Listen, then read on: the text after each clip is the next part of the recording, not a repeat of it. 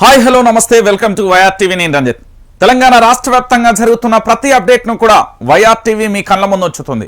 అయితే ఈరోజు ప్రధానంగా కూడా ఒక చర్చనీయ అంశంగా మారబోతున్న అసలు సిసలైన వాస్తవం ఏంటంటే, ఇప్పటి వరకు తెలంగాణ రాష్ట్ర వ్యాప్తంగా బీఆర్ఎస్ పార్టీకి సంబంధించిన ఎమ్మెల్యేలు కానీ మినిస్టర్లు కానీ వారితో పాటుగా మరికొంతమంది కూడా కోర్టు వైపు పరుగులు తీసిన దాఖలాలు కనబడ్డాయి. అయితే గతంలో కూడా మంత్రి శ్రీనివాస్ గౌడ్ మీద, దాంతోపాటు బీబీ పాటిల్ మీద, అటు కొత్తగూడానికి సంబంధించిన ఎమ్మెల్యే మీద, ఇటు మరోవైపు గద్వాలకు సంబంధించిన జీకే అన్న ప్రస్తుతానికి సంబంధించి ఎమ్మెల్యేగా ప్రకటించాలని కూడా జరిగిన ఈ వరుస సంఘటనలు చూస్తుంటే బీఆర్ఎస్ పార్టీకి పూర్తి స్థాయిలో కూడా అపశకనం మొదలైందా లేకపోతే గండుకాలం మొదలైందా అంటే అవుననే సమాధానాలు అయితే చాలా స్పష్టంగా వినబడుతున్నాయి. దానితో పాటు బీఆర్ఎస్ పార్టీకి ఎటు చూసినా ఏ వైపు చూసినా కూడా చాలా బాధాకరమైన సంఘటనలు ఎక్కువ కనబడుతున్నాయి అనేది కూడా ప్రధానంగా కూడా చర్చనీయాంశంగా మారుతుంది. అసలు బీఆర్ఎస్ పార్టీకి ఏమైంది అనే కోణంలో కూడా కొన్నిసార్లు చర్చించాల్సిన పరిస్థితి అయితే ఏర్పడుతుంది. అసలు ఏం జరిగింది, ఏం కథ అనేది కూడా ఒకసారి మనం చూసే ప్రయత్నం అయితే చేద్దాం. తెలంగాణ రాష్ట్ర వ్యాప్తంగా జరుగుతున్న ఈ అంశానికి సంబంధించి నిజాలేంటో కూడా కొన్నిసార్లు మనం పూర్తి స్థాయిలో కూడా ఒకసారి మనం దాన్ని విశ్లేషణ చేసే ప్రయత్నం చేద్దాం ప్రజలారా. రైట్, బీఆర్ఎస్ పార్టీకి సంబంధించిన పూర్తి స్థాయిలో కూడా ఇక్కడ ఎమ్మెల్యేలు కావచ్చు, ఎమ్మెల్సీలు కావచ్చు, మినిస్టర్స్ కావచ్చు, వీళ్ళు ముగ్గురికి సంబంధించి ఎవరైనా కూడా బీఆర్ఎస్ పార్టీకి సంబంధించిన ఈ ముగ్గురు కేటగిరీకి సంబంధించి పూర్తి స్థాయిలో అసలు సిసలైన వాస్తవ విషయాలు ఏంటంటే, ఈ ఎమ్మెల్యే అభ్యర్థులకు సంబంధించి తప్పుడు అఫిడవిట్లు సమర్పించడం కానీ, అవినీతి నేర చరిత్ర కానీ వాటిని సమర్పించకపోవడం కానీ, దాంతోపాటు ఎన్నికలలో అవకతవకలు జరిగాయనే ప్రధానమైన ఆరోపణతో పూర్తి స్థాయిలో కూడా రాష్ట్ర వ్యాప్తంగా ఒక చర్చ అయితే కొనసాగుతుంది. ప్రస్తుతం అదే ఇప్పుడు తెలంగాణ రాష్ట్ర వ్యాప్తంగా కూడా చర్చనీయాంశంగా మారిన పరిస్థితి అయితే కొనసాగింది. అది మీ అందరికీ తెలుసు. ఇక దానితో పాటుగా పూర్తి స్థాయిలో కూడా వైఆర్ టీవీ న్యూస్ ఛానల్ వీక్షిస్తున్న వారందరూ కూడా వైఆర్ టీవీ న్యూస్ ఛానల్ సంబంధించి పూర్తి స్థాయిలో కూడా లైక్ చేయరి, సబ్స్క్రైబ్ చేయరి, షేర్ చేయరి. పూర్తి స్థాయిలో ప్రతి ఒక్కరికి కూడా ఈ న్యూస్ అందే విధంగా కూడా మీ వంతు ప్రయత్నం కూడా చేయండి. ఇక రైట్, వాస్తవాల్లోకి వెళ్దాం. అసలు ఏం జరుగుతుంది అనేది చూద్దాం. మంత్రి గంగులకు ఈడీ రులక్, ఫ్యామిలీ మెంబర్స్ కు నోటీసులు, పెమా నిబంధనలు ఉల్లంఘించారని ఆరోపణలు, హవాలా మార్గంలో డబ్బులు ట్రాన్స్ఫర్ చేసినట్లు ఆధారాలు, ప్రభుత్వానికి చెల్లించాల్సిన పన్నులు కూడా పెండింగ్ లోనే అంటూ కూడా ప్రధాన అంశానికి సంబంధించి కూడా హైలైట్ చేసింది. అయితే దీనికి సంబంధించి ఒకసారి మనం గతానికి పోదాం.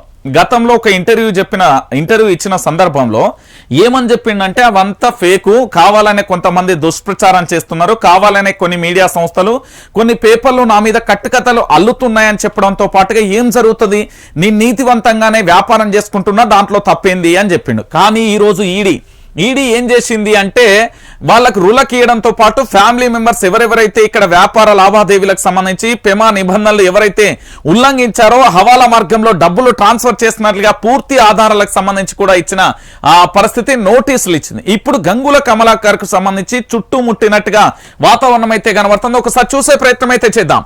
మంత్రి గంగుల కమలాకర్ కు ఈడీ అధికారులు రులకిచ్చారు. పెమా నిబంధనలు ఉల్లంఘించారన్న ఆరోపణలపై ఆయన కుటుంబ సభ్యులకు నోటీసులు జారీ చేశారు. గంగుల కుటుంబం శ్వేత గ్రానైట్స్ పేర వ్యాపారం చేస్తుంది. గత నవంబర్లో ఈడీ అధికారులు శ్వేత ఏజెన్సీపై దాడులు చేసి సోదాలు చేయగా గ్రానైట్ ఎగుమతులలో 4.8 కోట్ల మేర ఉల్లంఘనలు జరిగినట్లుగా గుర్తించారు.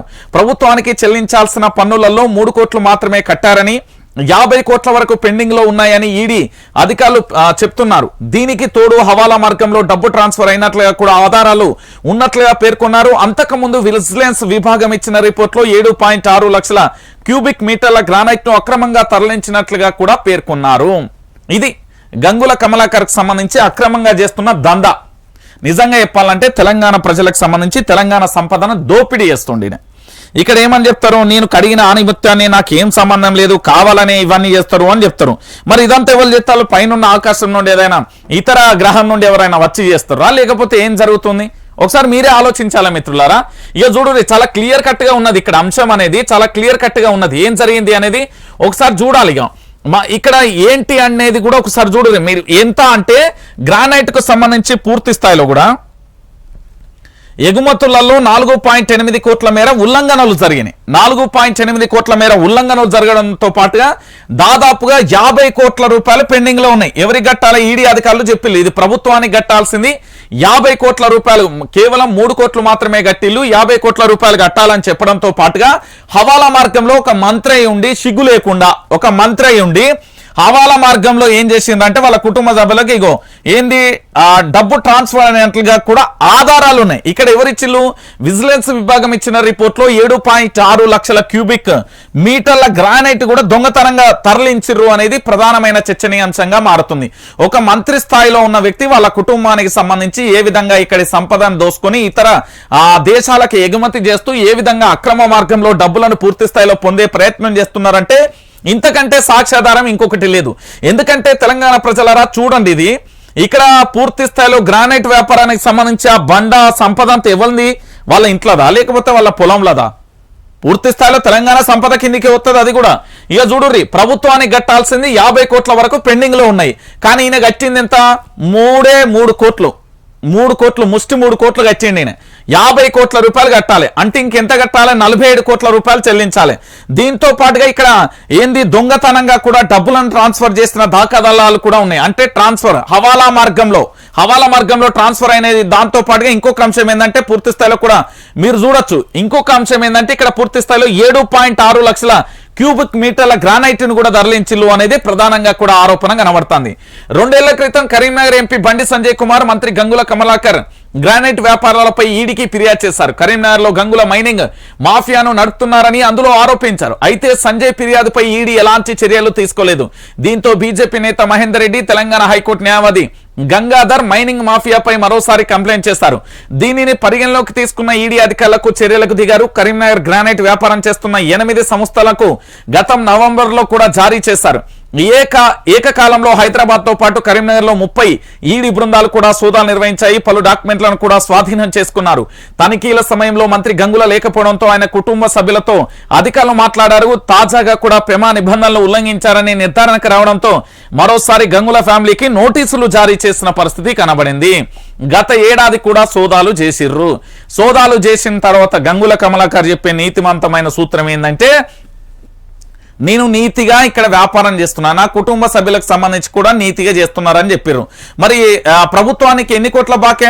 50 కోట్ల రూపాయల బాకీ ఉన్నాడు. ఎన్ని కోట్లు కట్టిండు? కేవలం 3 కోట్లు మాత్రమే కట్టిండు. దాంతో పాటు హవాలా మార్గంలో డబ్బులు ట్రాన్స్ఫర్ అయినట్టుగా ఈడీ దగ్గర పక్క ఆధారాలతో పాటు ఇంకొక అంశం ఏంటంటే దాదాపుగా ఇక్కడ 7.6 లక్షల క్యూబిక్ మీటర్ల గ్రానైట్ ను కూడా అక్రమంగా తరలించిండు, దొంగతనంగా తరలించిండు, దోచుకొని పోయిండు. ఇది గంగుల కమలాకర్ యొక్క చరిత్ర. ఇప్పటి వరకు చాలా మంది నేతలు చెప్తా ఉంటారు. ఏమని చెప్తారు అంటే వీళ్ళ పూర్తి స్థాయిలో కూడా లేదు గంగుల కమలాకర్ సంబంధించి మళ్ళీ ఈయన చెప్పే నీతి సూత్రాలు ఎట్లుంటాయో కూడా మీ అందరికీ తెలిసిన విషయమే కదా. ఇక్కడ ఏ విధంగా సంపదను కొల్లగొట్టి ఇతర దేశాలకు పెమా నిబంధనలు ఉల్లంఘించిన తర్వాత ఏ విధంగా అక్రమార్గంలో గ్రానైట్ వ్యాపారం చేస్తున్నాడు, దాంతో పాటు ప్రభుత్వానికి ఎందుకు కట్టట్లేదు అని నిలదీసి గతంలో కూడా కరీంనగర్ ఎంపీగా ఉన్న బండి సంజయ్ కూడా కంప్లైంట్ చేయడం, ఆ కంప్లైంట్ పరిగణలో తీసుకోపోతే మరో 2 కంప్లైంట్ చేసిన పరిస్థితి కనబడింది. గత ఏడాది పూర్తి స్థాయిలో కూడా సోదాలు చేయడం, మరొకసారి సోదాలు చేసినప్పుడు అప్పుడు ఇతర దేశాలలో ఉన్న గంగుల కమలాకర్ కు సంబంధించి వాళ్ళ ఇంటికి వెళ్లి వాళ్ళ కుటుంబ సభ్యులతో కూడా మాట్లాడి ఆ తర్వాత ఇంటికి కూడా నోటీసులు వేసిన పరిస్థితి కనబడింది. ఈసారి మళ్ళొక్కసారి గంగుల కమలాకర్ కు సంబంధించి నోటీసులు అయితే జారీ చేసిన పరిస్థితి కనబడుతుంది. ఎందుకు నేను ఈ మాట చెప్తున్నానంటే ఈయననే కాదు, మీరు ఒకసారి ఆలోచించాలా తెలంగాణ ప్రజలారా. బీఆర్ఎస్ పార్టీకి సంబంధించి ఇప్పటి వరకు ఎంతమంది అంటే ఒకసారి చూడరు. బీఆర్ఎస్ పార్టీకి సంబంధించి గంగుల కమలాకర్ గాని, ఎందుకు అంటే ఈ గంగుల కమలాకర్ తో పాటు పూర్తి స్థాయిలో ఇంకెవరు, మంత్రి శ్రీనివాస్ గౌడ్ కు సంబంధించి కూడా, ఈ శ్రీనివాస్ గౌడ్ కు సంబంధించి కూడా ప్రస్తుతం చర్చ జరుగుతుంది. ఈయనతో పాటుగా కొత్తగూడెంకు సంబంధించి ఆల్రెడీ పెద్ద పంచాయతీ జరిగింది, అక్కడ అనర్హత వేటు కూడా పడింది. ఇంకా కొంతమంది కూడా చర్చ కొనసాగుతుంది. అంటే బీఆర్ఎస్ పార్టీలో ఏ విధంగా అవినీతి మరకలు, అవినీతి రాజ్యం వెళ్తుంది అనేది ఇంతకంటే సాక్ష్యం లేదు. ప్రభుత్వాన్ని, అధికారాన్ని అడ్డం పెట్టుకొని ఏ విధంగానైనా దోచుకుంటాం, మమ్మల్ని అడిగేవాడు ఎవరు, మమ్మల్ని మా జోలికి వచ్చేవారు ఎవరు అనేది కూడా ప్రధానంగా కూడా చర్చనీయాంశంగా మారుతున్న పరిస్థితి కనబడింది. అంటే గంగుల కమలాకర్ సంబంధించి పూర్తి స్థాయిలో ఇంత జరుగుతూ ఉంటే ఈడీ రంగంలోకి దిగి పూర్తి స్థాయిలో నోటీసులు ఇచ్చిందంటే ఒకసారి మీరే అర్థం చేసుకోవాలి ప్రజలారా. ఎందుకు ఈ మాట చెప్తున్నానంటే ఈ రోజు అధికారాన్ని అడ్డం పెట్టుకొని పందికొక్కుల్లాగా తినే చాలా మంది ఎవరు అంటే అధికారులు ఉన్నారు కొంతమంది, దాంతో పాటు ఇక్కడ ప్రజాప్రతినిధులు కూడా ఉన్నారు. నేను రెండు వర్గాలని చెప్తున్నా. ప్రజలకు ప్రభుత్వానికి మధ్య వారధిగా ఉండే అధికారులు, ప్రభుత్వానికి ప్రజలకు మధ్య పూర్తి స్థాయిలో సేవలు అందించే ప్రజాప్రతినిధులు ఎవరైనా కావచ్చు. ఇక్కడ ఏంటంటే కేవలం పవర్ అంటే అధికారాన్ని అడ్డం పెట్టుకొని చెలాయిస్తున్న రాజ్యం వెళ్తున్న పరిస్థితి ఎంత దారుణంగా ఉంది అంటే ఈ స్థాయిలో ఉన్న పరిస్థితి కనబడ్డది. రైట్, ఇది గంగుల కమలాకర్కి సంబంధించిన ఎపిసోడ్. ఇక మరో అంశానికి పోదాం. హర్షం నరకం, జిల్లాల్లో రైతులలో సంతోషం. భారీ వర్షాలతో హైదరాబాద్ ప్రజల అవస్థలు. మెయిన్ రోడ్లపై ట్రాఫిక్ జామ్, స్తంభించిన రాకపోకలు, సెలవులు ప్రకటించిన విద్యాలయాలు, పంటలకు జీవం పోసిన వానలు అంటూ కూడా ప్రధానమైన అంశానికి సంబంధించి కూడా హైలైట్ చేసిన పరిస్థితి కనబడుతుంది. ఇక వానమ్మ వానమ్మ ఒక పాట ఉంటుంది కదా, అట్లా జరిగిపోయిన పరిస్థితి. అయితే నేను ఇప్పుడేం చెప్తున్నా అంటే వర్షం పడితే పరిస్థితి ఎట్లున్నది అనేది ఒకసారి మీకు చెప్తాను. తెలంగాణ ప్రజలారా, ఎంత ఘోరం అంటే ఇది. హైదరాబాద్లో వాన కొడితే పరిస్థితి ఏంది అనేది ఒకసారి మీ కండ్ల ముంగట రియాలిటీ చూపెడతారు. ఒకసారి మీరే చూడరి, వాస్తవమైన కోణం ఏంది అనేది కూడా మీకే చూపెడతా. ఎందుకు అంటే హైదరాబాద్లో చిన్న వాన పడితే చాలు ఏ స్థాయిలో ఉన్నదో ఒక్కసారి చూడరి మీరే. ఈరోజు తెలంగాణ రాష్ట్ర వ్యాప్తంగా కూడా ఏడమైంది ఇక చూడరి, ఒక్కసారి మీరే చూడాలి. ఇగో ఈ వీడియో కూడా మీకు అందుబాటులో ఉంటది, ఒక్కసారి మీరు చూడరి. చూసే ఉంటారు హైదరాబాద్ లో ఎప్పుడు చినుకు పడ్డా చాలు చిత్తడైపోయే పరిస్థితి కనబడుతుంది. ఇగో ప్రస్తుతం మనం తార్నాకలో ఉన్నాం. తార్నాకలో ఒక షాప్ కు సంబంధించి ఒక ఇంటిలో నీటి ప్రవాహం ఎట్లా కొనసాగుతుంది అంటే ఇక చూడరి ఇగో గోడలన్నీ కూలిపోయే పరిస్థితి. దీనికి ఎవల రక్షణ ఏందా, ఏమన్నా జరిగితే ఏంది పరిస్థితి ఒకసారి చూడరి. ఇగో నీళ్ళు ఎట్లా వచ్చినాయి ఒకసారి మీరే చూడరు. ఇగో ఇది వాళ్ళ షాప్కు సంబంధించి ఇగో నీళ్ళు ఎట్లా వచ్చినాయో మీరే చూడాలి. ఎందుకు ఈ మాట చెప్తున్నా అంటే ఇక చూడరు, ఇది ఏంది అంటే నాలాకు సంబంధించి పూర్తి స్థాయిలో ఆ గోడ కడితే ఆ వాళ్ళ నుంచి ఎట్లొస్తున్నాయి, ఇగో ఎట్లా కూలిపోయిన పరిస్థితి ఉన్నది, ఏం కథ, ఎక్కడికక్కడికి నీళ్ళు ఎట్లొస్తాయి అనేది కూడా ఒకసారి మీరే చూడాలి తెలంగాణ ప్రజలు. ఇగో షాప్లో ఆల్రెడీ దీంట్లో ఇంటర్నెట్కు సంబంధించి కరెంటుకు సంబంధించి అన్ని రకాలుగా కూడా ఉన్న పరిస్థితి కనబడుతుంది. ఇగో ఇక్కడ ఏంది అంటే ఈ షాప్కు సంబంధించి కనుక బహుశా ఈ నీళ్లు కనుక పూర్తి స్థాయిలో ఇక్కడ షాప్లోకి వెళ్ళినాయి కదా, ఈ షాప్లోకి వెళ్ళి ఏదైనా కరెంటుకు సంబంధించిన విద్యుత్ షాక్ ఏదైనా తగిలితే ఆ ఇంటి పరిస్థితి ఏంది ఒకసారి చూడురి. ఇగో నీళ్ళు ఎట్లున్నాయో చూడురి.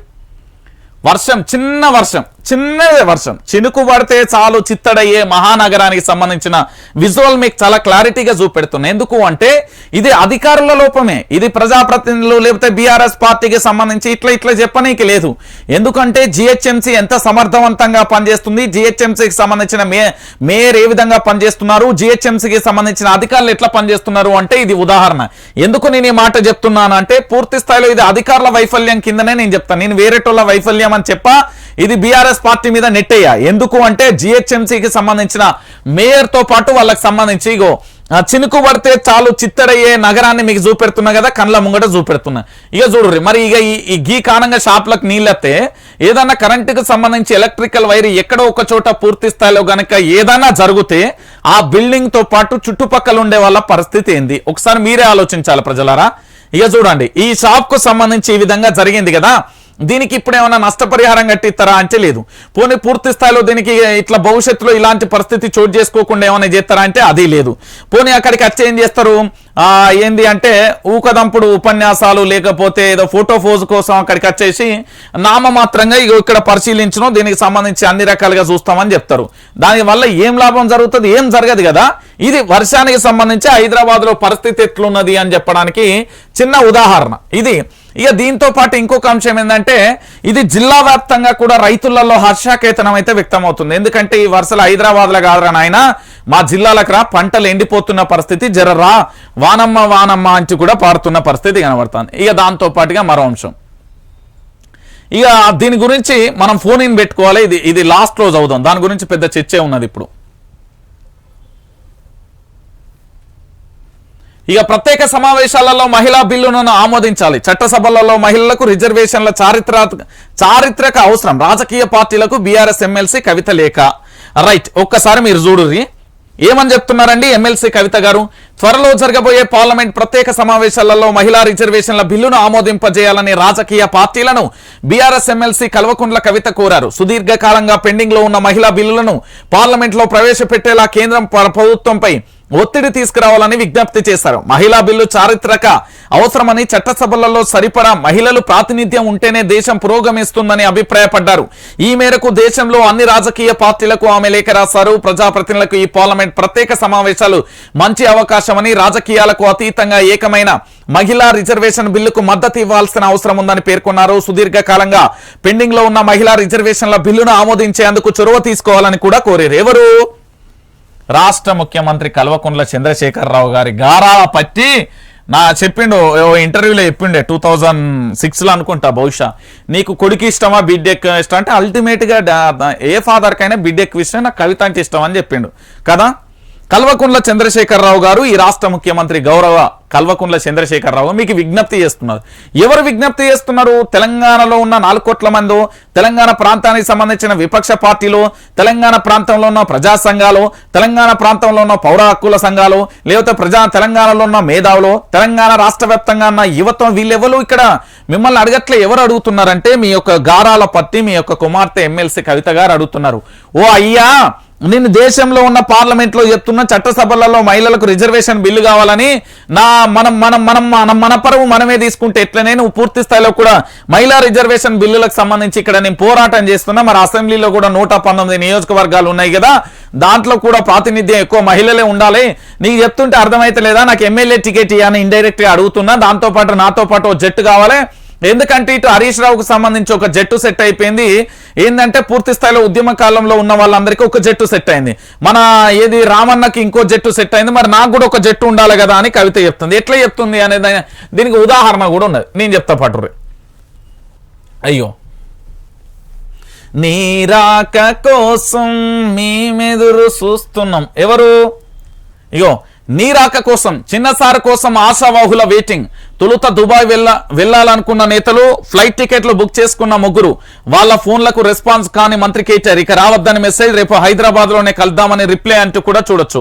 పూర్తి స్థాయిలో అన్నకంటూ ఒక బ్యాక్గ్రౌండ్ ఉన్నది. అన్న కోసం ఎదురు చూసే నేతలు ఉన్నారు. కేటీఆర్ అన్న కోసం ఎవరైనా ఎదురు చూస్తారు. మరి పూర్తి స్థాయిలో కూడా ఎమ్మెల్యే టికెట్ల కోసం కానీ, ఎమ్మెల్సీలు కానీ, లేకపోతే రాష్ట్ర వ్యాప్తంగా పూర్తి స్థాయిలో కూడా ప్రజాప్రతినిధులకు సంబంధించి అన్నకు ఒక సైన్యం ఉన్నది. మరి అటు హరీష్ రావుకు సైన్యం ఉన్నది. నాకు అద్దా డాడీ అంటూ కూడా ఎమ్మెల్సీ కవిత చెప్తున్నాయి. ఇప్పుడు చట్టసభలలో ఎవరు మహిళా రిజర్వేషన్ బిల్లాని పోరాటం చేస్తుంది కదా, మరి వీళ్ళ నాయన కల్వకుంట్ల చంద్రశేఖరరావుకు పాపం అర్థమైతే లేదు. సారు ఏమని చెప్తున్నదంటే, నాయన నాకు కూడా ఎమ్మెల్యే టికెట్, నేను కూడా ప్రాతినిధ్యం వహిస్తాను, దాంతో పాటు నేను కూడా తెలంగాణ రాష్ట్ర వ్యాప్తంగా జాగృతి అనేది పెట్టిన, అది వర్కౌట్ అయ్యి అది పూర్తి స్థాయిలో కూడా ఎక్కడ కూడా అనుకున్న విధంగా ఫలితాలు వస్తలేదు, వర్కౌట్ అవుతలేదు. నేనేం చేస్తున్నా అంటే చట్టసభలకు సంబంధించి పోరాటం చేస్తాను కదా, నువ్వు కూడా నాకు సహకారం చేస్తే నేను కూడా ఎమ్మెల్యే మినిస్టర్ అయితే ఆ తర్వాత నేను కూడా తెలంగాణ రాష్ట్ర వ్యాప్తంగా తిరగచ్చు, మహిళలను ఎక్కువగా మోటివేషన్ చేసి మన పార్టీలో తీసుకొస్తా అని అడుగుతున్నది. ఫస్ట్ మీ పార్టీలో చేయమని వీళ్ళ అయ్యకే చెప్తున్నది, ఇండైరెక్ట్ కాదు డైరెక్ట్గానే చెప్తున్నది. ఇది పార్లమెంటుకు సంబంధించిన ఏది మహిళల బిల్లుల కోసం. నా తల కోసం ఎవరు వస్తారో చూస్తా, స్వామీజీ ఇళ్లకు 10 కోట్లు ఎలా వచ్చాయి? పరహంస ఆచార్య ప్రకటనపై ఉదయనిధి ఫైర్. సనాతన ధర్మం విషయంలో తమిళనాడు మంత్రి ఉదయనిధి స్టాలిన్ చేసిన వ్యాఖ్యలు దుమారం రేపుతూనే ఉన్నాయి. తన తల నరికితే తెస్తే 10 కోట్లు ఇస్తామని అయోధ్యకు చెందిన పరమహంస ఆచార్య చేసిన ప్రకటనపై ఉదయనిధి స్టాలిన్ ఘాటుగా స్పందించారు. తన తల కోసం ఎవరు వస్తారో చూస్తానని ఛాలెంజ్ చేశారు. అసలు స్వామీజీలకు 10 కోట్లు ఎలా వచ్చాయని ప్రశ్నించారు. వీరంతా నిజంగానే ఆధ్యాత్మిక స్వామీజీలా లేక దొంగ స్వామీజీలా అని కూడా ప్రశ్నించారు.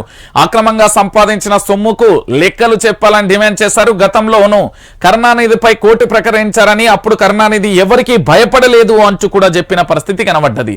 ఇది ప్రస్తుతం తెలంగాణ రాష్ట్ర వ్యాప్తంగా ఒక చర్చనీయాంశంగా మారుతున్నది. ఏంటి అంటే ఒకసారి మీకు చూపెడతా. ఎందుకు అంటే పూర్తి స్థాయిలో కొన్ని పోస్టింగ్లు కూడా సోషల్ మీడియా వ్యాప్తంగా కూడా వస్తున్న పరిస్థితి కనబడుతుంది. ఎట్లా అనేది కూడా మీకు ఒక్కసారి చెప్తా. ఏమని అంటే ఈ స్టాలిన్కు సంబంధించి వాళ్ళ కుటుంబాలకు సంబంధించి ఒక చర్చ జరుగుతుంది. ఏంది అనేది కూడా ఒకసారి మీరు చూడరు. ఇలా రిప్లై ఇచ్చింది, ఘాటు రిప్లై ఇచ్చింది. రైట్, 10 కోట్లు అవసరం లేదు, 10 రూపాయల దువ్వెన చాలు. ఉదయనిధి స్టాలిన్ సనాతన ధర్మంపై తమిళనాడు మంత్రి ఉదయనిధి స్టాలిన్ చేసిన వ్యాఖ్యలు దుమారం రేగుతున్నాయి. అయితే ఇక్కడ ఏంది అంటే ఈ బెదిరింపులకు స్పందిస్తూ నా ప్రాణాలకు ముప్పు ఉంది, నా తల కోసం 10 కోట్లు అవసరం లేదు, నా తల దువ్వుకోవడానికి 10 రూపాయల దువ్వెన సరిపోతుంది, నా కోసం అంత మొత్తం వెచ్చించాల్సిన అవసరం లేదు, ఇలాంటి బెదిరింపులు మాకు కొత్తేమీ కాదు, ఎవరి బెదిరింపులకు భయపడను, తమిళనాడు ప్రజల కోసం తన జీవితాన్ని పణంగా పెట్టి కరుణానిధి మనవడిని నేను అంటూ కూడా స్వామీజీలకు పూర్తి స్థాయిలో కూడా తిప్పికొట్టారు. అయితే ఇది ఇలా ఉండగా సనాతన ధర్మానికి వ్యతిరేకంగా మాట్లాడడం ఆపేది లేదు అంటూ కూడా ఈయన స్పష్టం చేశారు. అందరికీ అన్ని దక్కాలన్న ద్రావిడ మాడలిన ఉద్దేశమేనని తెలిపారు. ఈ వ్యవహారంలో తనపై ఎలాంటి కేసులు వేసినా ఎదుర్కోవడానికి కూడా సిద్ధంగా ఉన్నానని చెప్పిన పరిస్థితి కనబడుతుంది. ఇక్కడ ఏంటంటే ఆగ్రహ జ్వాలలతో పాటు పూర్తి స్థాయిలో కూడా అక్కడ రాష్ట్ర వ్యాప్తంగా కూడా బగ్గుమంటున్న పరిస్థితి అయితే కనబడుతుంది. ఇక్కడ ఏంది అంటే ఎక్కడికక్కడ కూడా ఏంటి పూర్తి స్థాయిలో కూడా ఏం జరుగుతున్నది అంటే తన తల కోసం ఎవరు వస్తారో చూస్తా అని చెప్తున్నారు కదా, ఇది ప్రధానంగా కూడా చర్చనీయాంశంగా మారుతుంది. అయితే సనాతన ధర్మానికి సంబంధించి ఎట్లా నువ్వు అంటూ ఇక్కడ ఎక్కడి నుండో వలస వచ్చిన మతాలకు సంబంధించి మాట్లాడు, ఇదే హిందూ మతం కాకుండా ఇంకో మతం గురించి కనుక నువ్వు ఇలా మాట్లాడేది ఉంటే కథ వేరుండేది అనేది ఆయన అంటాను. అయితే దీంతో పాటుగా ఒక అంశానికి సంబంధించి 10 కోట్లు చాలకపోతే రివార్డు మరింత పెంచుతా, పరమహంస ఆచార్య సంచలన వ్యాఖ్యలు. సనాతన ధర్మాన్ని నిర్మూలించాలంటూ తమిళనాడు సీఎం స్టాలిన్ కొడుకు మంత్రి ఉదయనిధి స్టాలిన్ చేసిన వ్యాఖ్యలు ఇప్పుడు దేశవ్యాప్తంగా కలకలం రేపుతున్నాయి. ఈ నేపథ్యంలో నిన్న అయోధ్య పీఠాధిపతి సాధువు పరమహంస ఆచార్య సంచలన వ్యాఖ్యలు చేశారు. మంత్రి తల నరికితే 10 కోట్ల రివార్డు ఇస్తానని ప్రకటించారు. అయితే ఇవాళ ఉదయనిధిపై సాధువు మరోసారి సంచలన కామెంట్స్ చేశారు. ఉదయనిధి తల నరికేందుకు 10 కోట్లు సరిపోకపోతే రివార్డు మరింత పెంచుతానని ప్రకటించారు. 100 కోట్ల మంది ప్రజల మనోభావాలను దెబ్బతీశారని వెంటనే క్షమాపణ చెప్పాలంటూ కూడా డిమాండ్ చేసిన పరిస్థితి కొనసాగుతుంది. ఇంకొక అంశం ఏంటంటే మతాల గురించి వచ్చింది కాబట్టి ఒక చర్చనీయాంశంగా ఉండాలి. ఎందుకు అంటే భారతదేశానికి సంబంధించి ఇక్కడ హిందూ దేశంగా భారతదేశం ఈ ప్రపంచవ్యాప్తంగా కూడా ఎక్కడా కూడా లేని ఆచారాలు, సాంప్రదాయాలు, దేవుళ్ళు, దాంతోపాటు ఇక్కడ భిన్నత్వంలో ఏకత్వం అని కూడా చెప్తారు. ఇలాంటి పరిస్థితులలో ఇతర దేశాల నుంచి వచ్చిన వలసలకు సంబంధించిన మతాలు అన్నింటినీ మనం గౌరవించాం. కానీ ఇక్కడ ఎన్నో వేల సంవత్సరాల క్రితం నుంచి ఉన్న సనాతన ధర్మ హిందూ ధర్మానికి సంబంధించి ఈ విధంగా వ్యాఖ్యలు చేయడాన్ని అక్కడ ప్రజలు కూడా పూర్తి స్థాయిలో కూడా ఏంది అంటే చాలా భయంకరంగా కూడా బీజేపీకి సంబంధించిన నేతలు, దాంతోపాటు ఆర్ఎస్ఎస్ ఇతరత్ర నేతలు కూడా స్పందిస్తున్న పరిస్థితి అయితే కనబడుతుంది. ఇది మంచి పద్ధతి కాదు. ఈ రోజు ఏంది అంటే ముస్లింలకు సంబంధించో లేకపోతే క్రైస్తవులకు సంబంధించో బౌద్ధులకు సంబంధించో జైన్లకు సంబంధించో ఇట్లా రకరకాలుగా పోతే ఒక్కొక్క మతాన్ని ఇట్లా ఉద్దేశపూర్వకంగా గనక చేస్తే ఇక్కడ మానవాళి మనుగడకే భూమి మీద ఎవరికి ఉండదు. ఎందుకంటే తర్వాత కొట్లాటలు పంచాయతీలు గివే జరుగుతాయి, జరగందే ఉన్నది. ఇప్పుడు జరిగే అంశం కూడా గివే జరుగుతున్నాయి. సో ఇది ఎక్కడి వరకు దారితీస్తుంది అనేది మనం కూడా వేచి చూడాల్సిన పరిస్థితి కనబడుతుంది. ఇక జనవరి 3న teachers day BSP state chief RS Praveen సంచలనం ఏంది, బహుజన రాజ్యంలో జాతీయ ఉపాధ్యాయ దినోత్సవాన్ని జనవరి 3వ తేదీన జరుపుతాను. ఇగో ఈయనదో కథ. ఓ పక్కనేమో బహుజనులు అంటారు, ఇంకో పక్కనేమో మైనార్టీలు, ఇంకో పక్కన క్రైస్తవులు, ఇంకో పక్కన బీసీలు, ఇంకో పక్కన రెడ్డిలు, ఇంకో పక్కన రావులు, ఇంకో పక్కన చౌదరిలు, ఇంకో పక్కన కమ్మ కాపులు, ఇక ఇంకో పక్కన ముదిరాజులు, ఇట్లా రకరకాలుగా ఎట్లా విభజిస్తున్నారు అంటే కేవలం ఓటు బ్యాంకు రాజకీయాల కోసం, స్వంత లాభాల కోసం. అబ్బబ్బబ్బ ఘోరమైన పరిస్థితి. చరిత్రనే మార్చివేసేందుకు రంగం సిద్ధమవుతుందంటే ఇంతకంటే దౌర్భాగ్య పరిస్థితి ఇంకొకటి లేదు. ఇప్పుడు దళిత బహుజన మీకు తెలుసో లేదో మన తెలంగాణ రాష్ట్రంలో ఇక్కడ రెడ్డిలుగా ఉన్న వాళ్ళు ఇతర రాష్ట్రాలలో ఏ క్యాస్ట్ లో ఉన్నారో తెలుసుకోరు. ఇక్కడ ఉన్న ముదిరాజులు అక్కడేంది, ఇక్కడున్న గౌడులు అక్కడేంది, ఇక్కడున్న బహుజన దళిత బిడ్డలు ఆ రాష్ట్రంలో ఏంది, ఇతర రాష్ట్రాలకు మన రాష్ట్రాలకు ఒకసారి మీరు పోయి చరిత్రను చదవండి దయచేసి. ఎందుకంటే ఇక్కడ ఉన్న వాళ్ళు రెడ్డిలు అయితే అక్కడ బహుజన బిడ్డలు, లేకపోతే అక్కడ ఎస్టీలు అయితే ఇక్కడ రెడ్డిలు, అట్లా రకరకాల దేశవ్యాప్తంగా ఉన్న మిగతా రాష్ట్రాలలో ఒకసారి పోల్చి చూసుకోరు. ఎస్సీ ఎస్టీ బీసీ అనే సర్టిఫికేట్ ఉంటుందా, ఇక్కడ సర్టిఫికేట్ కి అక్కడ చూడండి. ఎందుకంటే నేను ఇతర రాష్ట్రాలకు సంబంధించి పూర్తిగా కొన్ని పనుల నిమిత్తం వెళ్తున్నప్పుడు అక్కడ సర్టిఫికేట్లలో చూసిన వాస్తవమైన విషయాలు కేవలం ఏంది అంటే ఇక్కడ ఓటు బ్యాంకు రాజకీయాల కోసం జరుగుతున్న ఇంత దారుణమైన పరిస్థితిని చూస్తే బాధేస్తుంది. ఎవరికి వాడు పైసలు ఉన్నాయి కదా, నేను ఏదో ఉద్యోగాలు చేసి వచ్చిన కదా, లేకపోతే ఏదో రాజకీయం చేసి వచ్చిన కదా అని ఇష్టానుసారంగా మాట్లాడుకుంటూ పోతే మనం చాలా దౌర్భాగ్యమైన పరిస్థితి ఎదుర్కొన్నాం. కేసీఆర్ ఒక మాట చెప్తుంటాడు ఎప్పటికీ, అది వాస్తవమైన విషయం. ఏంది అంటే మనం కళ్ళు మూసుకుంటే లేకపోతే ఇంకేదన్నా జరిగితే మన భవిష్యత్తు ఆగమైపోతుంది, నాశనం చేస్తారు వీళ్ళు అంటే గదే జరుగుతున్నాయి. వివాదాస్పద వ్యాఖ్యలు చేయడం ఇష్టానుసారంగా చేస్తున్న పరిస్థితి అయితే కనబడుతుంది. ఇక రైతులను మోసం చేస్తున్న ముఠా అరెస్ట్ 20,000 లీటర్ల నకిలీ పిచికారి మందులు. ఇక్కడ రైతులనే కాదు, మీకు తెలుసో లేదో నిన్న మెడికల్ కు సంబంధించిన కొంతమంది ఏజెన్సీస్ మన దగ్గరకు వచ్చారు. ఏంది అంటే అన్న నకిలీ మెడిసిన్, ఇప్పుడు డోలో కానీ పారాసిటమాల్ కానీ సిట్రిజన్ కానీ లేకపోతే కొన్ని ఉంటాయి కదా, దీంట్లో నకిలీ టాబ్లెట్స్ కూడా ఉన్నాయన్న. కంపెనీలకు సంబంధించి వీళ్ళు డెమోలుగా ఇచ్చే వాటిని కూడా మెడికల్ షాప్ లో అమ్ముతున్నారన్న. దీనికి సంబంధించి కూడా చాలా సార్లు మేము మంత్రిని కలిసే ప్రయత్నం చేసినాం, ఇతరత్ర చేసినాం. ఇక్కడ మనం కేవలం రైతులకు సంబంధించి పంట మీద పండే పిచికారే కాదు, మనం వేసుకునే టాబ్లెట్లు మన దాంట్లో కూడా పాయిజన్ ఇస్తున్నారన్న అంటూ కూడా వాళ్ళ ఆవేదనతో వ్యక్తం చేస్తున్న పరిస్థితి కూడా కనబడుతుంది. ఇక్కడ మొత్తానికి మనిషి జీవిత మనుగడకు మరో మనిషే దానికి ప్రోత్సాహం ఇస్తున్నాడంటే దీన్ని ఏందంటే కఠినమైన చట్టాలు ఉండడం కాదు, కఠినంగా అమలు చేస్తేనే అప్పుడు ఒక్కొక్కలకు ఏందంటే దూల తీరుతుంది, లేకపోతే గిట్లనే ఉడతారు గిట్లనే చేస్తారు. నేను చెప్తున్నా కదా. రైట్, ఇక మరో అంశాన్ని పోదాం. రక్తంతో సర్వేపల్లి చిత్రం అభిమానం చాటుకున్న టీచర్. ఉపాధ్యాయ దినోత్సవం సందర్భంగా లక్ష్మణ్ అనే ఓ పాఠశాల ఉపాధ్యాయుడు రక్తంతో సర్వేపల్లి రాధాకృష్ణన్ చిత్రాన్ని గీసి తన అభిమానాన్ని చాటుకున్నాడు. ఈ ఘటన నారాయణపేట జిల్లా ఉట్కూరు మండల పరిధిలోని చిన్నపొర్ల జిల్లా పరిషత్ పాఠశాలలో ఇవాళ చోటు చేసుకుంది. ఈ సందర్భంగా లక్ష్మణ్ మాట్లాడుతూ ఉపాధ్యాయులకు సర్వేపల్లి రాధాకృష్ణన్ ఆదర్శవంతమని, ఎంతో మంది విద్యార్థుల భావి భారత పౌరులను తీర్చిదిద్దారని ఆయన పేర్కొన్నారు. గత సంవత్సరం కూడా రమేష్ రక్తంతో సర్వేపల్లి రాధాకృష్ణన్ చిత్రపటాన్ని గీశారు అంటూ కూడా చెప్తాం. అయితే దీన్ని శబాష్ అప్రిషియేట్ చేస్తాం. ఒక ఉపాధ్యాయుడు చేసిన రక్తంతో సార్ మీరు చేసింది అంటే ఓకే, మీ యొక్క అభిమానాన్ని చాటుకున్నారు, దాంట్లో ఎలాంటి తప్పు లేదు. నేనేమంటున్నానంటే కొంతమంది ఇలాంటి వాళ్ళని చూస్తేనేమో శబాష్ అనిపిస్తుంది. ఇట్లనే వీళ్ళు ఈ చిత్రపటాలలో వీళ్ళ యొక్క విద్యార్థులు ఎవరైతే ఉంటారో వాళ్ళు భావి భారత పౌరులుగా తీర్చిదిద్దేందుకు ఈ భారతదేశానికి యువ పురుషులను అందించి అక్కడ ఏంటంటే పూర్తి స్థాయిలో యువతను అందించి ఈ దేశ నిర్మాణం కోసం ఈ దేశానికి సంబంధించి నిర్మాణంలో భాగస్వామ్యులు అయ్యే విధంగా తీర్చిదిద్దే బాధ్యత ఉపాధ్యాయుల మీద ఉంటుంది. కానీ ఇక్కడ జరుగుతున్నది ఏంది, తెలంగాణలో ఇక్కడ విద్యార్థుల పట్ల అసభ్యంగా ప్రవర్తించే హౌలే ఉపాధ్యాయులు కొందరు ఉన్నారు. ఈ రోజు టీచర్ డే కాబట్టే చెప్తున్నా, మంచి వాళ్లకు సెల్యూట్, మీకు పాదాభివందనాలు, దాంట్లో ఎలాంటి డౌట్ లేదు. ఒరే సన్నాసులారా, ఇప్పటికైనా మీరు కొంతమంది మారాలి. విద్యార్థినీల పట్ల అసభ్యంగా ప్రవర్తించడం, లైంగికంగా వేధించడం, ఏంది అంటే ఇష్టానుసారంగా ఏదైనా చేస్తే ఎన్కౌంటర్ల రాజ్యం వచ్చే పరిస్థితి దేకుర్రి. మీరు మీ పాఠశాలల్లో బోధించే టైంలో నీ కన్న బిడ్డ నీ ఇంటి సభ్యులుగా భావించరు, దయచేసి చెప్తున్నా. ఎందుకంటే ఈ సంవత్సర కాలంలో ఈ సంవత్సరం గురించి చెప్తున్నా, చాలా వార్తలు ఇదే పేపర్ మీద చదివిన, పలానా స్కూల్లో పలానా ఉపాధ్యాయుడు వేధింపు, పలానా స్కూల్లో పలానా కథ, పలానా స్కూల్లో పలానా కథ. ఈ రోజు ఉపాధ్యాయుల గురించి వచ్చింది కాబట్టి నేను చెప్తున్నా. కానీ ఇంకొక అంశం ఏంటంటే భవిష్యత్తులో ఖచ్చితంగా కూడా చెప్తున్నా, భవిష్యత్తులో ఉపాధ్యాయుడు ఎప్పటికైనా గొప్ప స్థానమే, దాంట్లో ఎలాంటి డౌట్ లేదు. కానీ ఉపాధ్యాయ వృత్తికి కలకలం సృష్టించకండి. ఇగో ఇలాంటి వాళ్ళని చూసి ఆదర్శంగా తీర్చిదిద్దుకోరు. రైట్, ఇక మరో అంశం. ఎమ్మెల్యేగా గుర్తించండి, అసెంబ్లీ కార్యదర్శిని కోరిన డీకే అరుణ అంటూ కూడా చూడొచ్చు. మొత్తానికి కృష్ణమోహన్ రెడ్డిపై తాను కోర్టుకు వెళ్ళినట్లుగా తెలిపిలు. దీనికి సంబంధించి పూర్తి స్థాయిలో ప్రస్తుతం చర్చనీయాంశంగా కూడా మారిన పరిస్థితి అయితే కొనసాగుతుంది. పూర్తి స్థాయిలో డీకే అరుణకు సంబంధించిన ఎపిసోడ్ ఏమో వచ్చే పూర్తి స్థాయిలో కూడా డీకే అరుణకు సంబంధించి ఇగో ఇదే.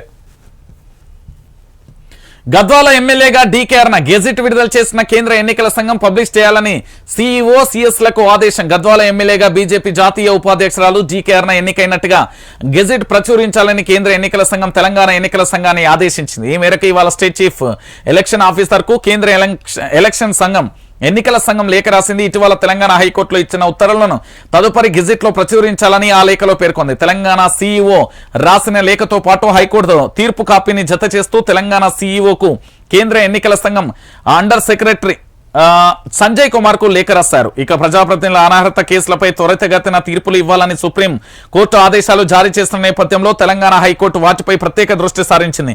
గద్వాల ఎమ్మెల్యే కృష్ణమోహన్ రెడ్డిని ఎమ్మెల్యేగా అనర్హుడిగా ప్రకటిస్తూ తెలంగాణ హైకోర్టు గత నెల 24వ తేదీన ఆ తీర్పు వెలువరించింది. తప్పుడు అఫిడవిట్ ను సమర్పించారని ఆయనపై వేటు వేసింది. ఆయన ఎన్నిక చెల్లదంటూ సంచలన తీర్పు ఇచ్చింది. తీర్పు వచ్చిన వెంటనే చీఫ్ ఎలక్టోరల్ ఆఫీస్ వికాస్ రాజును డీకే అరుణ కలిసింది. తనని ఎమ్మెల్యేగా ప్రకటించాలని హైకోర్టు తీర్పు కాపీలను అందజేశారు. కేంద్ర ఎన్నికల సంఘం కూడా ఇప్పుడు నోటిఫికేషన్ జారీ చేసింది. గెజెట్ ను పబ్లిష్ చేయాలని అసెంబ్లీ కార్యదర్శి, ప్రభుత్వ కార్యదర్శి తెలంగాణ చీఫ్ ఎలక్టోరల్ ను ఆదేశించింది. ఇది ఇలా ఉండగా కృష్ణమోహన్ రెడ్డి నామినేషన్ సందర్భంగా తప్పుడు వివరాలతో అఫిడవిట్ చేసినందుకు శిక్షగా 2,50,000 రూపాయలను జరిమానా విధించింది. ఖర్చుల కింద పిటిషనర్ డీకే అరుణకు 50,000 రూపాయలు చెల్లించాలని ఆదేశించింది. ఈ ఎన్నికలలో కృష్ణమోహన్ రెడ్డికి 1,50,000 ఓట్లు రాగా డీకే అరుణకు 71,612 ఓట్లు వచ్చాయంటూ కూడా ప్రధాన అంశానికి సంబంధించి కూడా హైలైట్ చేసిన పరిస్థితి కనబడుతుంది. ఏంది అంటే ఇక డీకే అరుణకు సంబంధించి ప్రధానంగా కూడా చర్చ జరుగుతున్న పరిస్థితి కనబడుతుంది. ఏంది అంటే ఈ డీకే అరుణకు సంబంధించి తెలంగాణలో మీకు తెలుసు కదా, ఒక్కొక్క ఎమ్మెల్యే ఉరుకులు పరుగులు తీస్తున్న, మార్నింగ్ వాకింగ్ చేస్తారు కదా, అట్లా కోర్టు వైపు పరుగులు తీస్తున్న పరిస్థితి. అనార్హత వేటు కొత్తగూడెం జరిగింది. ఇప్పుడు ఇక్కడ గద్వాలకు సంబంధించి ఎమ్మెల్యేగా డీకే అరుణ, దాంతోపాటు ఇక్కడ శ్రీనివాస్ గౌడ్కు సంబంధించి కూడా జరిగింది. మంత్రి శ్రీనివాస్ గౌడ్ ఎన్నికపై అడ్వకేట్ కమిషన్ ఈ నెల 11 లోపు పూర్తి విచారణ సాక్ష్యాల విచారణ ఎవిడెన్స్ పరిశీలన హాజరు కావాలని సాక్షులకు హైకోర్టు ఆదేశం. మంత్రి శ్రీనివాస్ గౌడ్ ఎన్నిక వివాదంలో మరో కీలక పరిణామం చోటు చేసుకుంది. ఆయన ఎన్నికపై హైకోర్టు అడ్వకేట్ కమిషనర్ ను నియమించింది. సాక్షులను విచారించి ఎవిడెన్స్లను కమిషన్ పరిశీలించనుంది. ఈ నెల 11 లోపు విచారణ పూర్తి చేయనుంది. ఈ నెల 8న మెదక్ ఆర్డీఓ, 11న నల్గొండ అడిషనల్ కలెక్టర్ స్టేట్మెంట్ ను కమిషన్ రికార్డ్ చేస్తుంది. ఈ మేరకు అడ్వకేట్ కమిషన్ ఎదుట హాజరు కావాలని సాక్షులను ఆదేశించిన హైకోర్టు తదుపరి విచారణ ఈ నెల 12వ తేదీకి వాయిదా వేస్తుంది. ఇది ఇలా ఉంటే బీఆర్ఎస్ ఎమ్మెల్యేలకు కోర్టులలో వరుసగా షాకులు తగులుతున్నాయి. కొత్తగూడెం ఎమ్మెల్యే వనమ ఎన్నిక చెల్లదని హైకోర్టు తీర్పు ఇవ్వగా, ఇటీవలే గద్వాల ఎమ్మెల్యే కృష్ణమోహన్ రెడ్డి ఎన్నిక కూడా చెల్లదని తీర్పునిచ్చింది. ఇవాళ కేంద్ర ఎన్నికల సంఘం కృష్ణమోహన్ రెడ్డి స్థానంలో డీకే అరుణను ఎమ్మెల్యేగా ప్రకటిస్తూ గెజిట్ నోటిఫికేషన్ జారీ చేయాలంటూ రాష్ట్ర ఎన్నికల ప్రధాన కార్యదర్శికి, సిఎస్ అసెంబ్లీ కార్యదర్శికి కేంద్ర ఎన్నికల సంఘం ఆదేశించింది. మంత్రి శ్రీనివాస్ గౌడ్ విషయంలో అడ్వకేట్ కమిషన్ ఏర్పాటు చేసి ఆసక్తికరంగా మారింది అంటూ కూడా ప్రధానమైన అంశానికి సంబంధించి కూడా హైలైట్ చేసిన పరిస్థితి కనబడుతుంది. నేను చెప్పలే, తెలంగాణ రాష్ట్రంలో ఎమ్మెల్యేలు ఉరుకులు పరుగులు తీస్తున్నారు. ఎందుకు అంటే మీరు ప్రజల చేత ప్రజల కొరకే ఎన్నుకోబడీలు కావచ్చు, కానీ వాస్తవమైన విషయం ఏంటంటే ఇక్కడ మీరు ఆలోచించాల్సిన విషయం ఏంటంటే తప్పుడు ధృవీకరణ పత్రాలు అఫిడవిట్ లో వీళ్ళు సమర్పించలు. అది నేర చరిత్ర కావచ్చు, లేకపోతే దీంట్లో పాటుగా ప్రధానంగా కూడా మనం చూసుకుంటే ఆస్తులు స్థిర ఆస్తులకు సంబంధించి, స్థిరాస్తులు కానీ చిరాస్తులకు సంబంధించి కేసుల వ్యవహారంలో అన్నిట్లో కూడా ట్యాంపరింగ్ చేసిర్రు అని మంత్రి శ్రీనివాస్ గౌడ్ మీద ఆరోపణ ఉంది. మిగతా వాళ్ళ మీద కూడా అది జరిగితే ఇద్దరిని సస్పెన్స్ వేటుకు అయితే గురైంది. ఇప్పుడు మంత్రి శ్రీనివాస్ గౌడ్ మీద కూడా ఇదే పరిస్థితి అయితే అయిన పరిస్థితి. కల్వకుంట్ల చంద్రశేఖరరావుకు పక్కన ఇక్కడ కాంగ్రెస్ ఏంది అంటే అధికారం వచ్చే విధంగా పూర్తి స్థాయిలో ఓవర్లోడ్ తో కాంగ్రెస్ ముందుకెళ్తున్న పరిస్థితులలో ఇప్పుడు ఇది పెద్ద తలకాయ నొప్పిగా కూడా కేసీఆర్ కు మారిన పరిస్థితి. మరోవైపు 115 అసెంబ్లీ సీట్లను ప్రకటించిన కొన్ని స్థానాలలో కూడా పూర్తిగా కూడా ఇబ్బందికర పరిస్థితులు ఏర్పడ్డ అంశాలను కూడా మనం చూస్తున్నాం. ఇక దాంతో పాటుగా ఇక ఇక్కడ ఏంది అనేది కూడా మనం చూస్తున్నాం కదా. మొత్తానికి ఎమ్మెల్యేగా గుర్తించామని డీకే అరుణ అయితే చెప్పింది. ఇక రజనీకాంత్ కు గవర్నర్ గిరి, తెలంగాణ స్టేట్ కు కేటాయించే ఛాన్స్, సౌత్ ఇండియాపై బీజేపీ అదిరిపోయే స్కెచ్, సినీ గ్లామర్ తో ప్రణాళిక రచిస్తున్న కమలదనం, తమిళ సినీ సూపర్ స్టార్ రజనీకాంత్ కు బీజేపీ అగ్రనాయకత్వం బంపర్ ఆఫర్ ఇచ్చినట్లుగా తెలుస్తుంది. త్వరలోనే ఆయనకు గవర్నర్ గిరి కట్టబోతున్నట్లుగా ప్రచారం జరుగుతుంది. రజనీకాంత్ కి ఈ పోస్ట్ ఇవ్వడం ద్వారా దక్షిణ భారతదేశంలో ఆయన చరిష్మా పార్టీకి కలిసి వస్తుంది. ముఖ్యంగా తమిళనాడులో సీఎం స్టాలిన్ కట్టడి చేయవచ్చని బీజేపీ భావిస్తున్నట్లుగా తెలుస్తుంది. ప్రస్తుతం తెలంగాణలో ప్రభుత్వానికి గవర్నర్ కు మధ్య వాతావరణ ఘర్షణ కొనసాగుతుంది. ఈ నేపథ్యంలో తెలుగు రాష్ట్రాలపై పట్టున్న రజనీకాంత్ ను తెలంగాణ గవర్నర్ గా పంపించే అవకాశాలు ఉన్నాయని ప్రచారం జరుగుతుంది. ఇది ఎవరు చేస్తున్నంటే బీజేపీ చేస్తున్నది. బీజేపీ చేస్తున్నది కానీ విషయం తెలియదు. తెలంగాణలో ఎంత పెద్ద పోటుగాడు అడుగు పెట్టినా కానీ అది ఆదిలోనే అంతమవుతుంది. ఎట్లా అనేది నేను చెప్తున్నా. ఇప్పుడు రజనీకాంత్ ఉద్దేశంలో కాదు, తెలంగాణలో ఎంత పెద్ద హీరో అయినా, ఎంత పెద్ద మేధావైనా, ఎంత పెద్ద ఏదైనా, ఏ స్థానంలో ఉన్నా తెలంగాణ ప్రజల యొక్క ఇక్కడ వేరు ఆలోచన ధోరణి వేరు. ఎందుకు నేను చెప్తున్నా అంటే ఇక్కడ రజనీకాంత్ను పంపడం జరిగే ప్రయత్నాలు ఏంటంటే బీజేపీకి లబ్ధి చేకూరే అంశాలు ఏంది అంటే పూర్తి స్థాయిలో కూడా మీ అందరికీ తెలుసు. ఇప్పుడు నటనతో పరిచయం ఉన్న వ్యక్తి, సినీ గ్రామాలకు సంబంధించి పూర్తి స్థాయిలో అటు ఏంది అంటే ఎన్టీఆర్ తో ఎక్కువ స్థాయిలో కూడా స్నేహబంధం ఉంది కాబట్టి టీడీపీకి కానీ, ఇటు మరోవైపుగా ఏంది అంటే తెలంగాణ రాష్ట్ర వ్యాప్తంగానైతే ఆంధ్రప్రదేశ్కు జనసేన కానీ ఈ పార్టీల సంబంధించి మాత్రమే లాభం చేకూరుతుంది. ఇక్కడ ఏంది అంటే తెలంగాణ రాష్ట్ర ముఖ్యమంత్రి కల్వకుంట్ల చంద్రశేఖరరావుకు గవర్నర్ తమిళసై సౌందర్యరాజన్కు మధ్య పచ్చిగడ్డేస్తే బగ్గుమంటున్న విషయం యావత్తు తెలంగాణ ప్రజలందరికీ కూడా తెలుసు. సో ఇలాంటి పరిస్థితులలో రజనీకాంత్ని ఇక్కడికి తీసుకొచ్చి ఏంటంటే ఒక ప్రచార క్యాంపెయిన్ గా పెట్టిన, అసలు గవర్నర్ గా నిజంగా చెప్పాలంటే ఒక మేధావి, ఒక రిటైర్డ్ ప్రొఫెసర్, ఒక హైకోర్టుకు సంబంధించిన ఆ రిటైర్డ్ కు సంబంధించి లేకపోతే గొప్ప గొప్ప వ్యక్తులను పెట్టడం ద్వారా రాజ్యాంగబద్ధమైన పోస్ట్ లో వాళ్ళు ఉంటారు కాబట్టి పూర్తి స్థాయిలో జరుగుతాయి. ఇప్పుడు సినీ గ్లామర్ వాళ్ళని తీసుకొచ్చి పెట్టినంత మాత్రాన ఏదన్నా జరుగుతుందా అంటే ఏది జరగని పరిస్థితి కదా వాస్తవమైన విషయం. ఇది చాలా వరకు జీర్ణించుకోలేకపోయినా ఇది నిజం. ఇది రజనీకాంత్ ఫ్యాన్సా లేకపోతే ఇతరత్ర ఇదంతా పక్కన పెడదాం. ఇక్కడ రాజ్యాంగ పరిపాలన వ్యవస్థ, ఇక్కడ 4 కోట్ల మంది ప్రజలు, 2 రాష్ట్రాలకు సంబంధించి దాదాపుగా 8 కోట్ల మంది ప్రజల యొక్క జీవితాలు, వాళ్ళ యొక్క భవిష్యత్తు. ఇది సినిమా కాదు కదా, రియాలిటీ. ఇది రాజ్యాంగం ఉంది ఇక్కడ. మరి ఇక బీజేపీ ఎత్తుగడలకు ఏం జరుగుతుంది, ఏం కథ అనేది కూడా మనం చూడాలి. ఇక తెలంగాణకు మరో భారీ పెట్టుబడి 700 కోట్ల ఇన్వెస్ట్ చేయనున్న నాఫ్కో అంటూ కూడా చెప్పిన పరిస్థితి అయితే కనబడుతుంది. 700 కోట్లు అయితే దీని మీద సెటైర్ వేసారు కాంగ్రెస్ పార్టీకి సంబంధించిన నేతలు. ఇక్కడ సంపాదించిందంతా దోచిపోయి అక్కడ పెట్టి మళ్ళీ పెట్టుబడుల రూపంలో వస్తున్నది అనేది కేటీఆర్ కు సంబంధించి సెటైర్ వేస్తే కేటీఆర్ కు సంబంధించిన టీం ఏమన్నదంటే మీకు తేరు తెచ్చటోనికి ఇట్లా బదనాం చేస్తారు, ఇదే మీ ట్రోల్ చేస్తారు, గట్లనే బతుకుర్రు అని వీళ్ళు అన్న పరిస్థితి. మరి మొత్తానికి మళ్ళీ ఏం జరుగుతుందో ఏం కథనో కూడా మనం వేచి చూడాల్సిన పరిస్థితి అయితే కనబడుతుంది. ఇక దాంతోపాటు మా దౌర్భాగ్యం అలాంటిది, ఓవైసీకి భయపడే కేసీఆర్ విమోచన దినం జరపట్లేదు BJP state chief Kishan Reddy అంటూ కూడా ప్రధాన అంశానికి సంబంధించి కూడా హైలైట్ చేసిన పరిస్థితి. దౌర్భాగ్యం అలాంటిది అంటే తెలంగాణ రాకముందుకేమో విమోచన దినోత్సవాన్ని జరుపుతా అని చెప్పిండు, ఇప్పుడు రాజకీయ అవసరాల కోసం జరపడు. అందుకే కదా దొరపాలన వద్దు, ప్రజల యొక్క పూర్తి స్థాయిలో భవిష్యత్తును మార్చాలనేది. ఇక దాంతోపాటుగా మరో అంశం,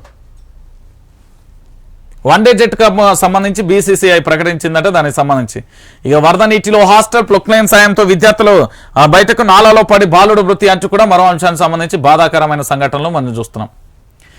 ఇక కాంగ్రెస్ వర్సెస్ బీజేపీ ఒకే వేదిక కోసం 2 పార్టీల పోటీ. పరేడ్ గ్రౌండ్ పర్మిషన్ పై ఉత్కంఠ, సోనియా గాంధీ సభ కోసం కాంగ్రెస్ రిక్వెస్ట్, విమోచన దినోత్సవం కోసం అడిగిన బీజేపీ. సికింద్రాబాద్ పరేడ్ గ్రౌండ్ విషయంలో 2 జాతీయ పార్టీల మధ్య పోటాపోటీ నెలకొంది.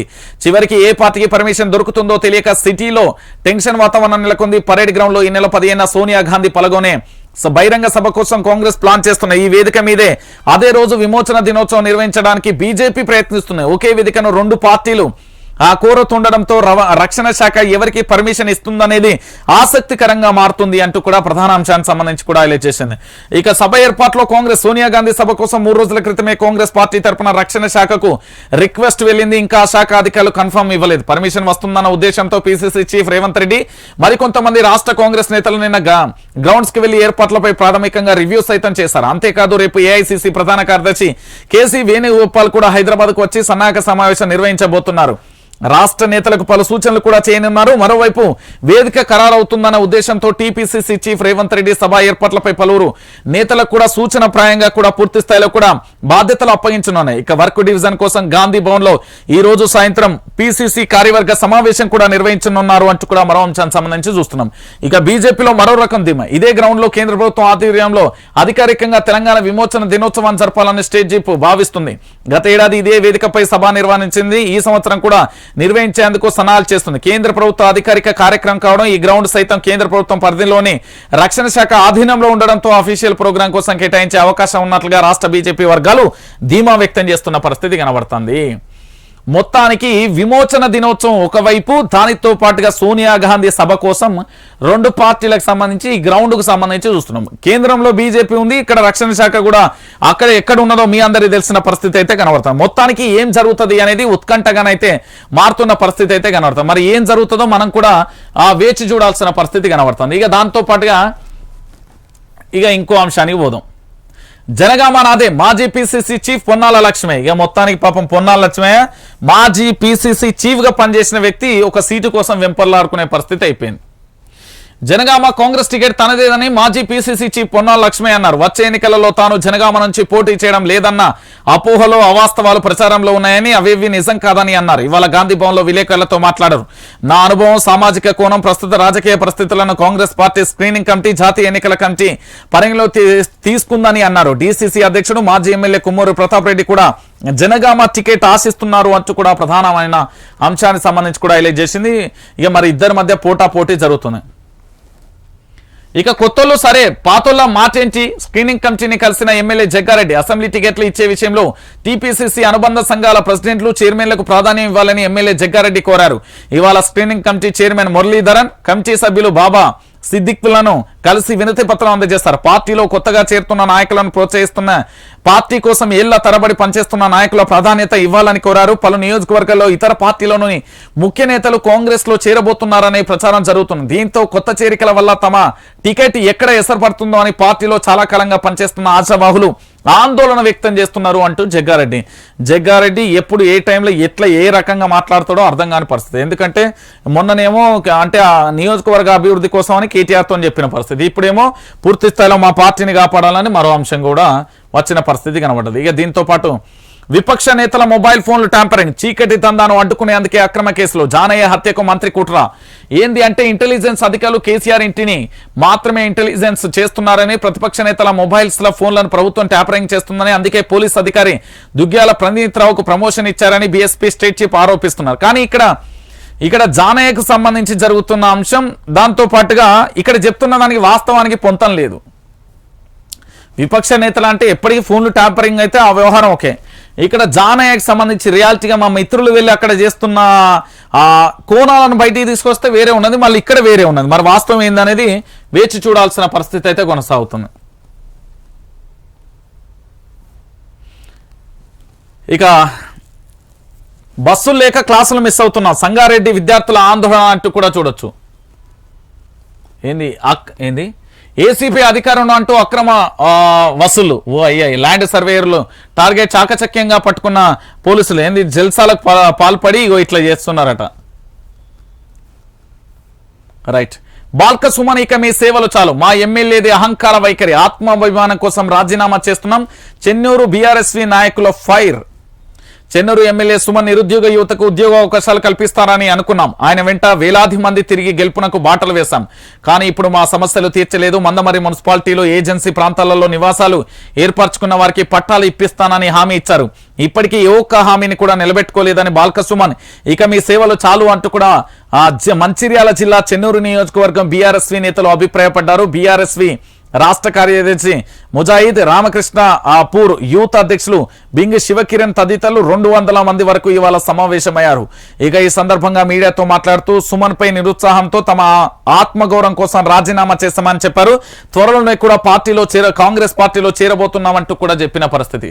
నేను చెప్పిన కదా, ఇక్కడ మీకు తెలియదు కదా చరిత్ర ఏంటంటే ఎవరు బాల్క సుమను, దాంతోపాటు గ్యాదర్ కిషోరు, ఎవరైతే టీఆర్ఎస్వి, అప్పుడు టీఆర్ఎస్వి కాబట్టి ఇదే చెప్తున్నా, ఈ టీఆర్ఎస్వి నుంచి ఎవరైతే బయటికి వచ్చి ఈ రోజు బీఆర్ఎస్ పార్టీలో కీలకంగా కేటీఆర్ అనుచరులుగా కొందరు, దాంతోపాటు హరీష్ రావుకు అనుచరులుగా కొందరు, దాంతోపాటు కవితకు అనుచరులుగా ఇంకొందరు, లేకపోతే సీఎం కేసీఆర్ కు అనుచరులుగా కొందరు ఉన్నారు కదా, వీళ్ళందరినీ విపక్ష పార్టీలు చాలా చాకచక్యంగా వల వేసి వ్యూహం ప్రకారం పట్టుకొని వీళ్ళందరి ఓటమి కోసం చాలా స్పష్టంగా కూడా పనిచేస్తున్న పరిస్థితి కనబడుతుంది.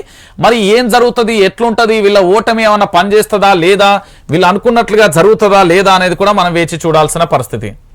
ఇక ఎమ్మెల్యే రాజయ్యతో వినయ్ భాస్కర్ భేటీ. నిన్న రాజనరసింహన్ కలిసిన రాజయ్య చీఫ్ విప్ బుజ్జగింపులకు మెత్తబడ్డ స్టేషన్ గన్పూర్ ఎమ్మెల్యే. మాదిగల ఆత్మగౌరవం కోసమే కలిశానని మీడియాకు వెల్లడి. అంటే కూడా ఈయనను ఎంతమంది కలిసినా ఆయన రాజన్న ఉండే పరిస్థితిలో లేడు.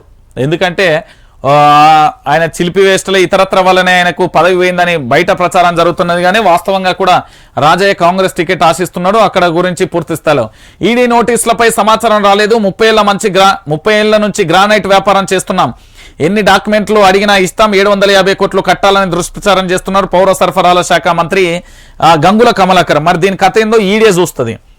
ఇక దాంతో పాటుగా మరో అంశం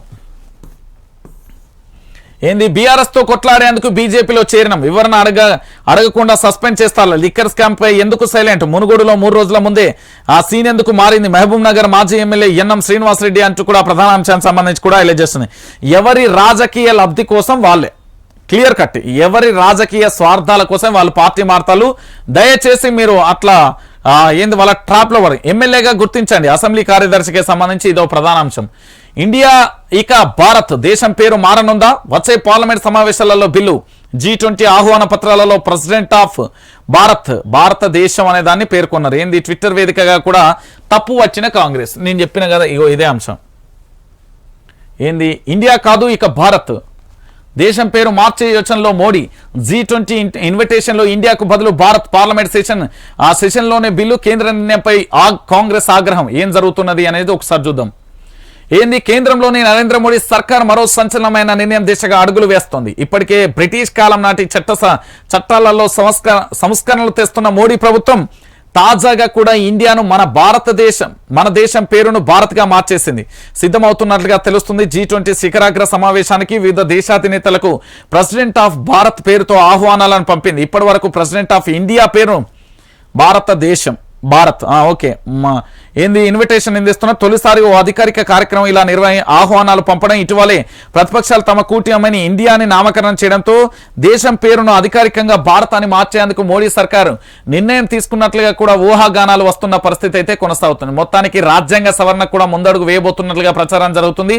భారత్ గా పేర్కొనడంపై చాలా మంది కూడా ఆగ్రహం వ్యక్తం చేసిన పరిస్థితి కొనసాగుతుంది.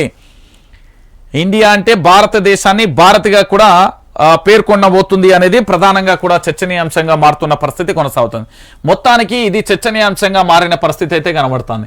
ఇక దీనిలో భాగంగా ఏంది అంటే తెలంగాణ ప్రజలారా ఒకసారి మీరు కూడా ఆలోచించుర్రి, వాస్తవమైన కోణాలు ఏంది ఏం కథ అనేది కూడా మీరు కూడా తెలుసుకోవాల్సిన పరిస్థితి అయితే కనబడుతుంది. చూసిరు కదా మొత్తానికి వైఆర్టీవీ న్యూస్ ఛానల్కి సంబంధించి పూర్తి స్థాయిలో కూడా ఎలాంటి అప్డేట్ వస్తున్నదో ఎట్లున్నదో కూడా మీరు చూసిన పరిస్థితి కనబడుతుంది. సో నేనేమంటున్నా అంటే వైఆర్టీవీ న్యూస్ ఛానల్కి సంబంధించి పూర్తిగా కూడా మీరు చూస్తున్న వైఆర్టీవీని ఇక్కడ ఏంది అంటే ఖచ్చితంగా కూడా లైక్ చేయరి, దాంతోపాటు సబ్స్క్రైబ్ చేయరి, షేర్ చేయరి. పూర్తి స్థాయిలో కూడా తెలంగాణ రాష్ట్ర వ్యాప్తంగా కూడా జరుగుతున్న ప్రతి అంశానికి కూడా నేను వివరించే ప్రయత్నం అయితే చేస్తాను. ఇక్కడ మీరు పూర్తి స్థాయిలో కూడా సబ్స్క్రైబ్ చేపిర్రి, షేర్ చేపిర్రి, లైక్ చేపిర్రి, షేర్ చేపిర్రి.